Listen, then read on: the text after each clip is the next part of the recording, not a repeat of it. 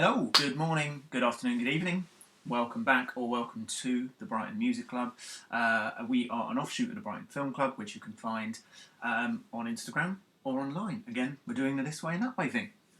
Welcome to Underrated Albums, where we discuss albums that are underrated, big bands or small bands, an album from their catalogue that perhaps doesn't get as much love and support as it should.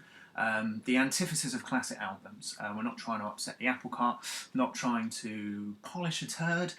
We're just trying to give some credit to an album that perhaps gets a little bit overlooked, and hopefully gives you some ideas for going away and having a little listen, discovering something new, rediscovering something with a fresh ear, or just simply a chance for you to go, yes, I absolutely agree with that. You know, that's been my opinion for ages, or and either is good. You're absolutely wrong.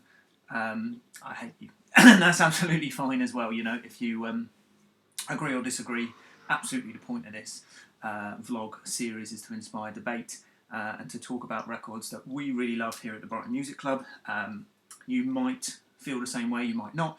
You might go away and as I say, discover or rediscover. Straight down to business, and we're talking episode 7, and we are talking about The Strokes and an album called Angles, which came out in 2011, a full 10 years after that classic debut, Is This It? And again, an album that, like a lot of the others we've spoken about already in this series, encapsulates this idea of the underrated album, something that a lot of people don't like or write off, something that a lot of people hold dear. It really does fall into that category of, it perfectly encapsulates the idea of why we're doing this and why we wanted to talk about it, and particularly a band like this as well, who spoke to a generation. They mean so much to so many. They inspired a lot of people as well, and the kind of good and bad that comes with that. You get held up as iconic, you get immortalised in culture, immortalised in history as one of the most important bands of all time, certainly one of the most important bands of this last sort of 10 or 20 years, but they get sort of beaten with a stick because of that, you know, because they could supposedly never be as good as they were when they came out, and they revolutionised everything. It goes one or two ways. You either it goes completely to pot and the band break up, like their compatriots at the time from this side of the seas, the Libertines, who obviously are not really in the same sort of form as they were, or you keep releasing music like the Strokes did, intermittently, but you risk that sort of critical beating and public beating every time you come out with something new. Angles was hit with that stick, and we're here to defend its cause, because I think it's brilliant. Again, in terms with underrated albums, we're talking purely about a listening experience. We understand the cultural importance of records and the production and the influence and all that sort of stuff. Sometimes that automatically gives it a listenability. Is This It? Is a perfect example. It's an amazing listening experience which also has all this history and weight behind it. Sometimes that's not necessarily the case. But here what we're talking about strictly is just as a listen. You know, we're not comparing it to the debut. It's not as important, of course not, but as a listening experience, Angles is massively underrated, and you should certainly go and listen to it. It's not like the Strokes have got thousands and loads of material. They release albums very intermittently, obviously one on the horizon as well, which makes this a particularly good time to be talking about them. You know, you're not going to be buried in a wealth of material, and Angles is not, and it's just a really, really good album. They're not playing any of the songs live. I don't think a lot of them got a huge amount of live airings, but it just runs so well from front to back, and they should be rewarded, or at least applauded, for trying to do something different, especially at such an important time for them, coming 10 years after that first album. And that's the interesting thing. Why do certain bands get hit with that stick? Why do some not? You try and do something different. Certain people will latch onto it. Certain people will reject it out of hand. It's one of those interesting things. What do people want? We have mentioned the Arctic Monkeys, and we will do an episode on the Arctic Monkeys as well, but they are another really recent example. Let's take the most recent album, Tranquility Base Hotel and Casino. Really, really different. Some people clutched it to their hearts when it came out. We did here. Some people said it doesn't sound like the first album. Do people really want bands to rehash the past? Do they really want the Strokes to write about seedy clubs and situations that they're not those people anymore? And I don't really know why people would want to hear that. It would be diminishing returns. It would never sound as good. It couldn't capture the lightning in the bottle. They kind of proved that with, Room on Fire is an excellent record, but it sounds like that sort of slightly inferior follow-up to the first one. We actually toyed with doing this episode on first impressions of Earth, but that seems to have, in light of Angles and Come Down Machine and the new record as well, first impressions of Earth seems to have got a critical reappraising which it deserves, so we decided to lean on Angles instead. But it does confuse me, the notion that people want bands to sound like they used to do and don't want them to upgrade the sound. Perhaps you're one of those people. I'd really like to get into that debate. It's a really interesting topic.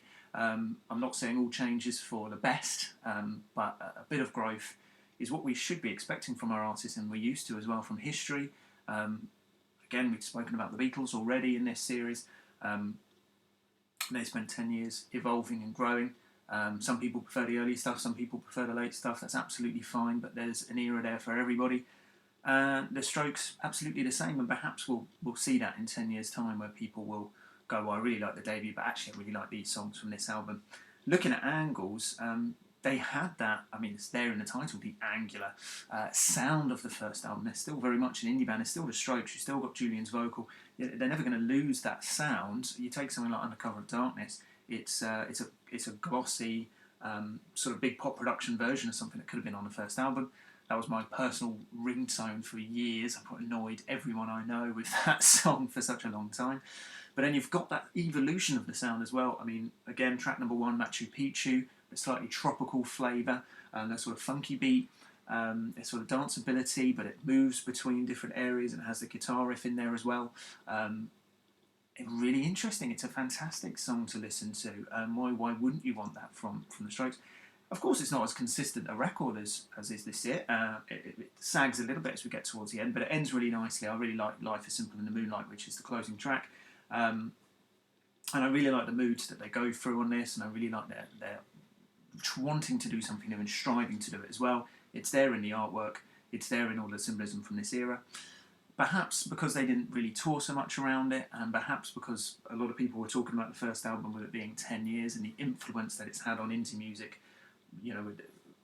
from the Arctic Monkeys, as we were mentioning, everyone that's ever released anything with a guitar since 2001 has been influenced by the Strokes, and rightly so. Then we had Meet Me in a Bar from Lizzie Goodman's amazing biopic of that era as well, the book. So perhaps it was because people were sort of being retro, and even people were going back to that sort of style when Julian was doing the stuff with the Voids, which was a bit more of that garage rock sound.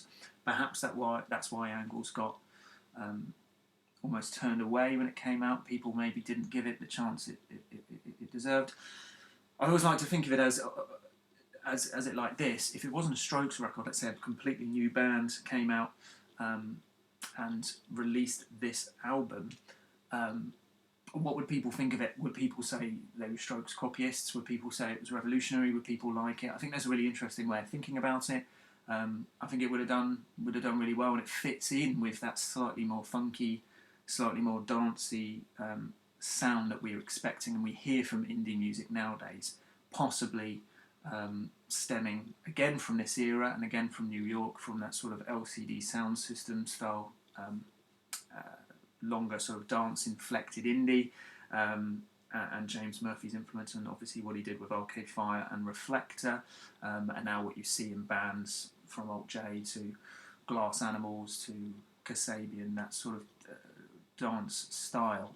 I think that is what we're expecting at the moment, or have done in the last few years from indie music, and I think Angles ties into that and really speaks to that sort of thing, that slightly 80s echo, again, which we mentioned a lot in this series, that sort of influence from the 80s.